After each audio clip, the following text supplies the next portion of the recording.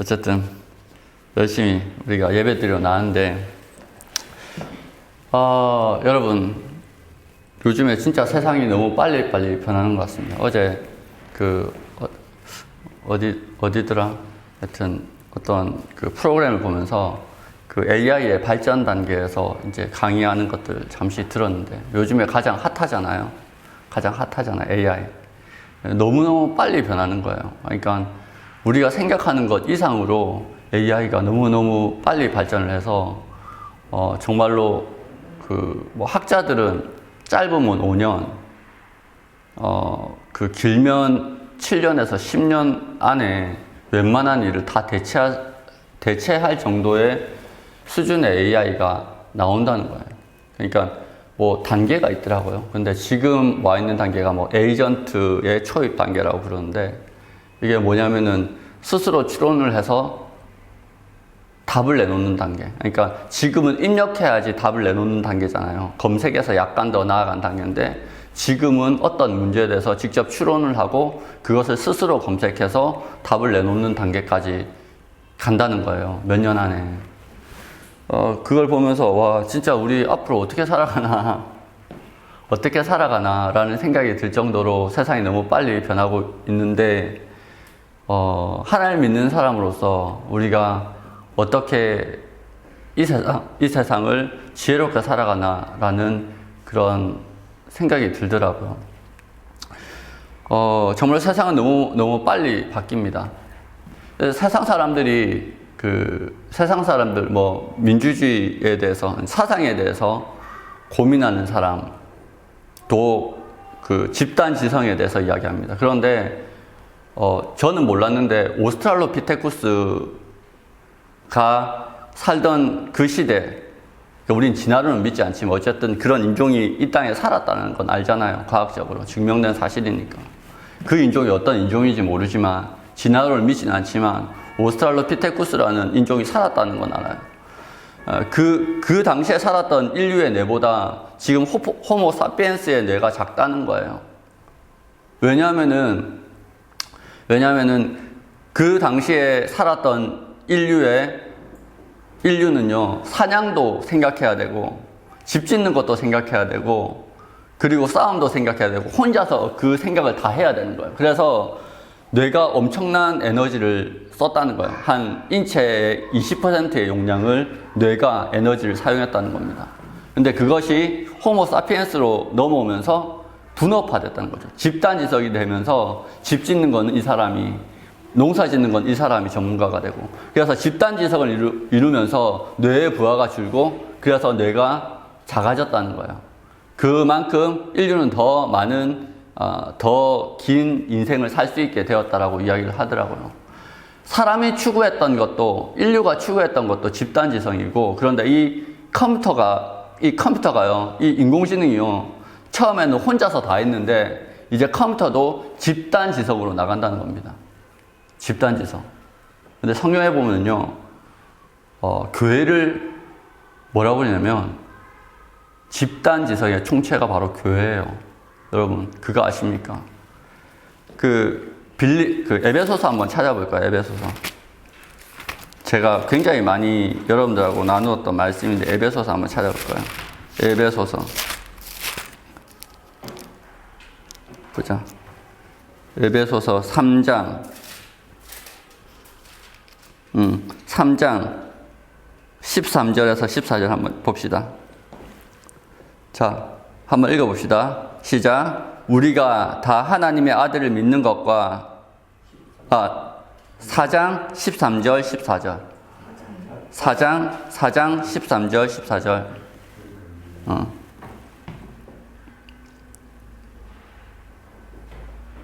한번 읽어볼까요? 시작. 우리가 다 하나님의 아들을 믿는 것과 아는 일에 하나가 되어 온전한 사람을 이루어 그리스도의 장성한 분량이 충만한 데까지 이르리니 이는 우리가 이제부터 어린아이가 되지 아니하여 사람의 속임수와 간사한 유혹에 빠져 온갖 교훈의 풍조에 밀려 요동하지 않게 하려 함이라.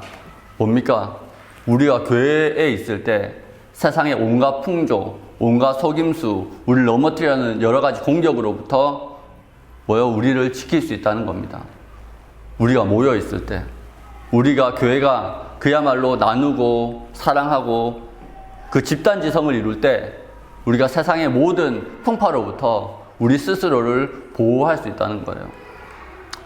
여러분, 성경을 보고 그리고 사회를 보고 또 인류의 역사를 보았을 때 정말로 비슷한 유사점을 굉장히 많이 발견하게 됩니다. 과학을 보았을 때도 마찬가지고.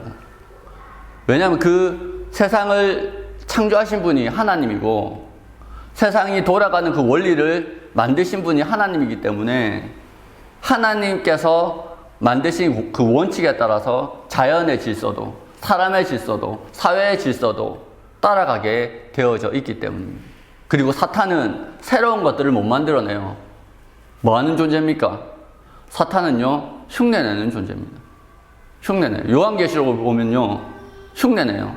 짐승이 나오죠. 짐승이 많이 나오죠. 요한계시록 보면 짐승이 많이 나와요. 그런데 이 짐승이 어떻게 하냐면 죽었다가 살아난 것처럼 자기를 꾸밉니다. 누구를 흉내내는 거예요? 부활하신 예수 그리스도를 흉내내는 거예요. 여러분, 사탄은요, 자기 걸 만들어내지 못해요. 예수님 거를, 하나님 거를 차용해서 자기 것처럼 사용하는 거예요. 그래서 우리는 뭐만 보면 돼요? 하나님이 이 땅을 어떻게 다스리는지 그것을 깨닫게 되면 우리는 사탄보다 지혜로워질 수도 있고 이 세상보다 지혜로워질 수 있고 그런 거예요. 여러분, 우리는 세상의 트렌드를 열심히 따라가면 뒤처지지 않을 거라고 생각을 합니다. 그래서 열심히 세상을 연구해요. 그런데 세상을 연구하다 보면은요, 오히려 어떤 마음이 드냐면 절망감이 들어요. 따라갈 수 없을 것 같아서. 내 능력으로는 이걸 어떻게, 이 세상의 풍파를 이길 수 없을 것 같아서.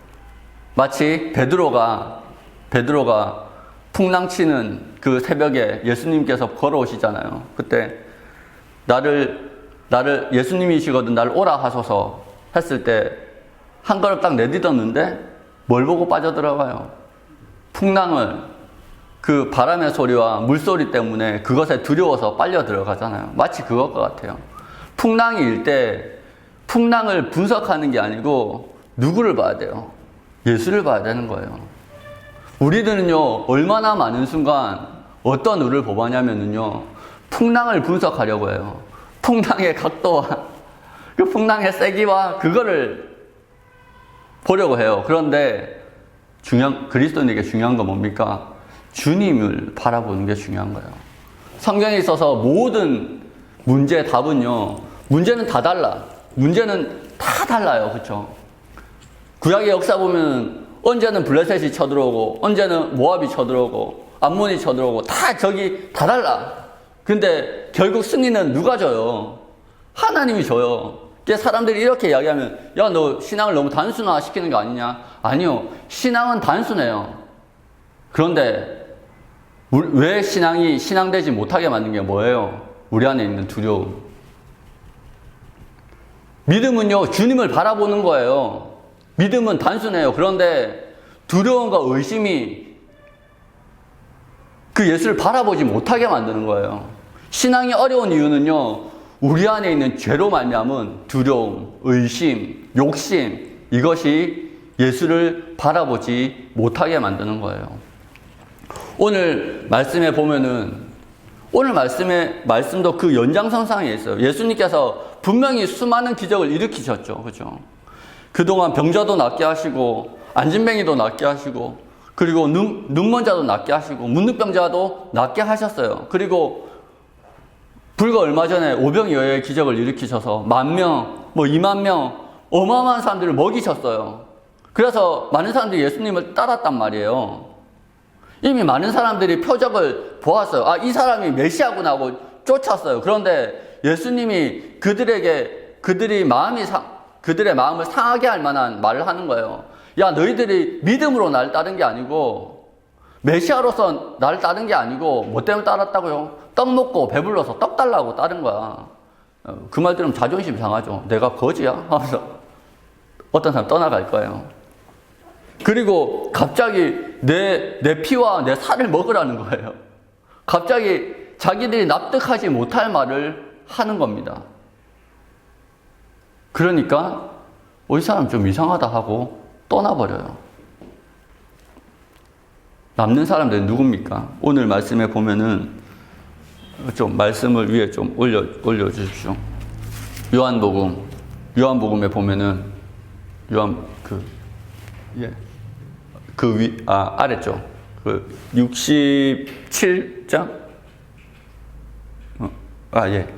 여기 68장에 보면 이렇게 나와있죠. 시몬 베드로가 대답하되 주의 영생의 말씀이 주께 있사오니 우리가 누구에게로 가오리까 말씀하죠. 제자들의 특징이 있어요. 제자들은요 말씀을 다 이해하지 못해요. 바리새인들과 말로 붙으면 매일 깨져요. 왜? 무식하니까. 다 알지 못해요. 율법도 바리새인이나 서기관만큼 유창하지 못해요. 사람들이 처음에 베드로가 설교하니까 글도 모르는 사람들이 이런 설교를 한다고 깜짝 놀라잖아요. 무식한 사람이에요. 그런데 제자들의 특징이 있었어요. 이렇게 우르 몰려 다니다가 나중에 제자들끼리 있잖아요. 그럼 제자들이 항상 그래요. 예수님 앞에 한 번 더 물어요. 모른다고 떠나는 것이 아니라 예수님께로 더 가까이 나가요. 더 가까이 나가서 더 묻고 더 질문하고 그래서 점점 알아가는 거죠. 왜 그럴 수 있었을까요? 어떻게 그럴 수 있었을까요? 대중과 제자들의 차이가 뭘까요? 하나예요. 제자들은요 예수님을 사랑했어요. 딴 거 없어요. 그러니까 구원받은 사람의 특징은 뭐냐면요 하나님의 성품을 닮아가는 거예요. 하나님의 성품이 뭐예요? 너희 서로 사랑하라. 제자들은 예수님과 함께하면서 예수님을 사랑하게 되었어요. 물론 그 중에 한 명은 아니었지만 예수님도 그 사람이 누군지 알고 있었어요. 그렇지만 예수님은 그도 사랑했어요. 그 사랑에 감동받지 않을 사람들이 없죠. 그래서 그 가룟 유다도 죄책감에 힘들어가지고 스스로 자살하잖아요. 그죠? 그게 사랑이에요, 사랑. 제자들은 예수님과 함께하면서 예수님을 사랑하게 됐고 다른 사람들이 다 떠나고 저 사람 뭐야? 라고 손가락질하고 떠날 때도 말할 수 있었어요. 생명의 말씀이 여기 계시는데 우리가 어디로 가겠습니까? 라고 말할 수 있었어요. 왜? 사랑했기 때문에. 여러분, 생명의 말씀을 듣고 생명의 말씀을 깨닫고 생명의 말씀을 실천하는 것은 당장은 힘들 수 있어요. 당장 제자들도 다 깨닫지 못했어요. 그렇지만 그 말씀 앞에 머물러 있었어요. 예수님께 머물러 있었어요. 여러분, 묵상한다는 말이 뭐예요? 묵상한다는 말이 뭐예요? 우리가 그 시편 1편에 복 있는 자 뭐예요? 하나님의 말씀을 주야로 묵상하는 자로다. 여기 묵상이 뭐예요? 묵상. 주야로 묵상하다가 뭐예요? 그 말씀에 머무른다는 거예요. 이해하지 못해도 내가 그 옆에, 그 안에, 그곳에, 그 말씀 앞에 머무르는 거예요. 예수님을 다 이해하지 못해도 내가 그분께 머무르는 거예요. 현대인들이요, 유튜브, 인터넷, 너무너무 혼잡한 시대에 살고 있잖아요. 저도 약간 텍스트 중독에다가 그런 게 좀 있어요. 뭐를 계속 머리에 넣어야 돼. 그런 게 좀 있거든요. 엊그제 기도하면서 약간 반성한 게, 내가 너무 그거에 치중하고 있구나. 뭔가를 해야 된다는 생각에 치중하고 있구나. 그래서 결단한 게 뭐냐면, 좀 하나님 앞에 멍하게 있어야 되겠다. 뭔가 당장 깨달아지는 게 없어도 말씀을 붙들고 그 자리에 머물러야 되겠다. 그 머무름, 그 묵상의 시간이요, 하나님께서 우리를 만지는 시간이라는 거예요. 오늘 말씀에 보면 또 뭐라고 나와 있습니까? 자, 오늘 말씀에 보면은 살리는 것은 영이니 육은 무익하니라. 내가 너에게 이른 말은 영이요 생명입니다. 여러분, 무엇이 영이요 생명이에요? 너에게 이르는 말. 이 말을 듣는 것 자체가 생명이라는 거예요. 이 말씀을 듣고 그 말 가운데 머무르고 그 말씀을 씹어 먹는 것이 생명이 된다는 거예요, 우리 가운데. 오늘 본문은 아니지만 56절에 보면 이렇게 나와 있습니다. 내 살을 먹고 내 피를 마시는 자는 내 안에 거하고 나도 그 안에 거하나니. 예수님의 말씀, 예수님의 어떠하심, 그분을 묵상하는 것, 그것 전체가요, 우리에게 생명이 돼요. 생명의 길로 인도함 받는 거예요. 여러분, 그 말씀을 듣는 것이 우리의 생명입니다. 네, 여러분, 근데 질문을 하겠는데, 주님의 말씀이 잘 들려요? 주님의 말씀 들려요? 주님은 주님의 말씀을 들으라고 하는데, 주님의 말씀이 잘 들려요? 자, 구약에 가장 위대한 선지자가 누가 있습니까? 가장 위대한 선지자 중에, 선지자 하면 딱 생각나는 사람. 엘리야, 그렇죠? 엘리야가 하나님의 음성을 듣습니다. 그죠?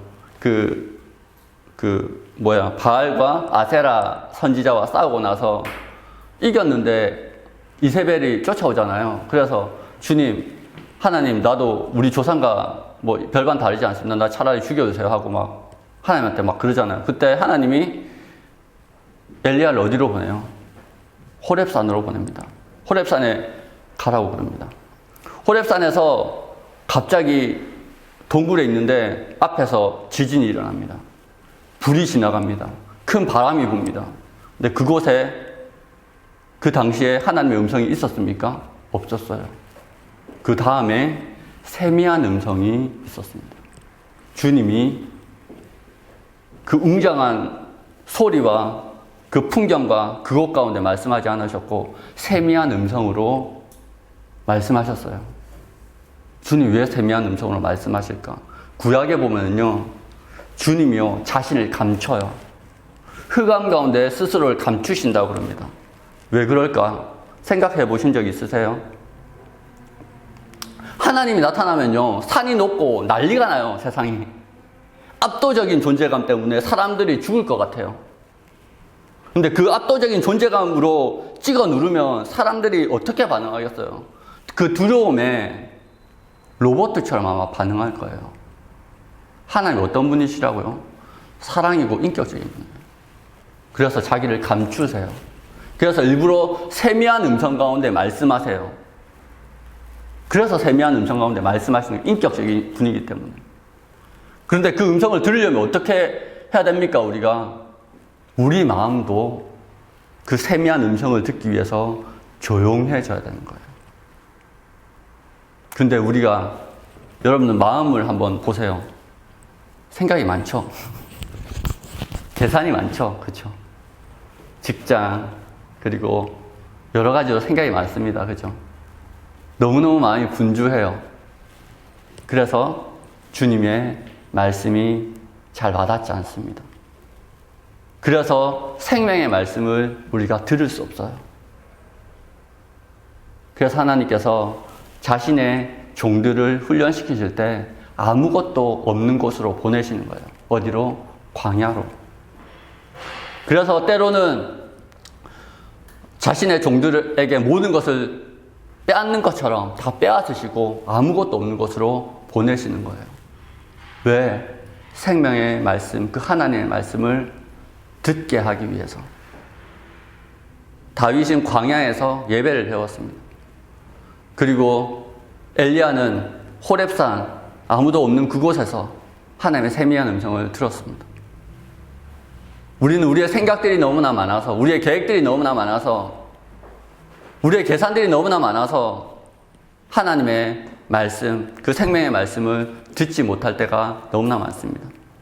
오늘 나와 있는 하나님의 예수 그리스도로부터 떡을 얻어먹었지만 하나님의 말씀이 들려졌을 때 스스로 계산하고 스스로 생각하고 스스로 선악을 따지는 그 모든 사람들은 결국 눈앞에 있는 생명의 말씀을 놓쳐버리고 제 갈 길로 갔습니다.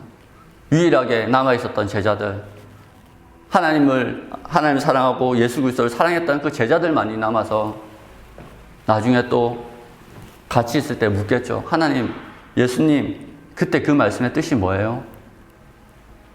아마 들을 수 있을 겁니다. 왜? 예수님은 들려주시기를 원하니까. 날마다 이 말씀을 들어야 돼요. 하나님은 여러분들 가운데 말씀하고자 하십니다. 묵상하는 시간이 왜 중요하나요? 유진 피터슨 목사님이라는 아주 유명하신 분이 계세요. 지금 돌아가셨지만 그분이 이야기합니다. 왜 하나님의 말씀을 듣기 위해서 우리가 묵상을 하느냐? 왜 우리가 그분의 말씀을 듣기 위해서 묵상을 하느냐? 그것이 우리 인생에 세상이 줄 수 없는 정답을 품고 있기 때문입니다. 이 묵상의 시간은요, 다른 사람들이 보기에 가장 바보 같은 시간이라고 이야기합니다. 왜? 사람의 눈에 보이기에 아무것도 이루어지는 게 없어요. 그냥 멍하게 있는 거예요. 그런데요, 그분이 내가 아무것도 안 하는 동안 그분이 내 마음속에서 마음껏 일하십니다. 여러분, 잠을 자야 되죠. 잠자는 시간이 아까운 시간입니까?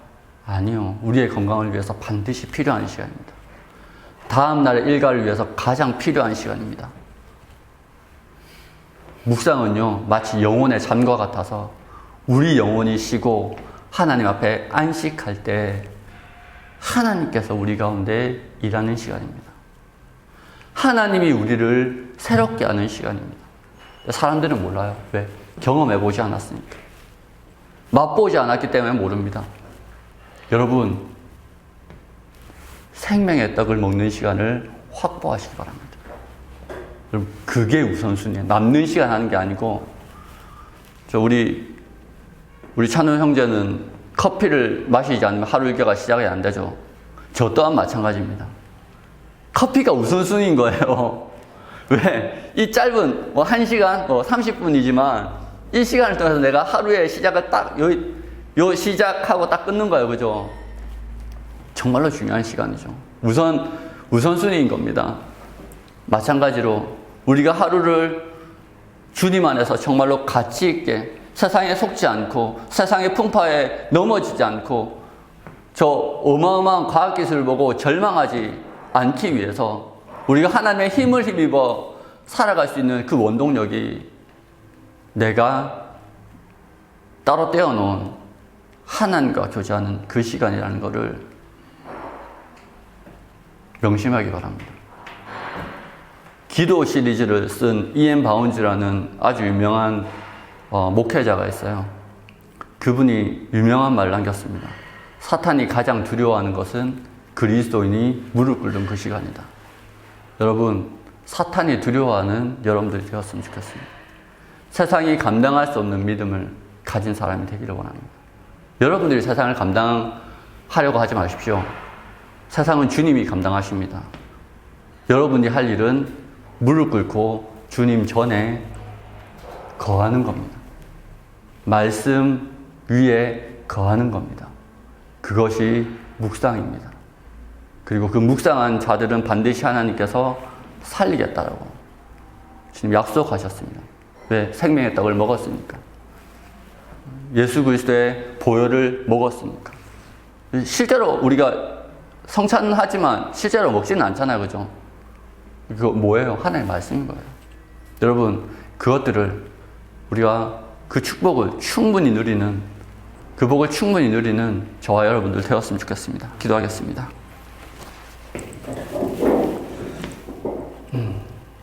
하나님 아버지, 주의 은혜를 감사합니다. 세상은 하나님 앞에 기도하고 하나님의 말씀 앞에 머무르는 그 시간을 미련하다 말할 수 있습니다. 그렇지만 믿음의 눈으로 봤을 때 그 시간이야말로 생명을 공급받는 시간이며 우리가 새로워지는 시간이며 우리가 주님 안에서 성장하는 시간임을 우리가 기억합니다. 그리고 그렇게 주님으로 받은 그 생명을 우리 공동체 안에 나누고 풍성하게 누리게 하여 주시옵소서. 그렇게 우리가 우리 교회, 우리 청년부를 세워나갈 때 세상에 휩쓸리지 않고 오히려 음부의 권세가 두려워하는 주님의 귀한 공동체, 주님의 귀한 몸이 되게 하여 주시옵소서. 이 모든 것을 주께 맡겨오며 우리를 구원하신 예수 그리스도 이름으로 기도합니다. 아멘.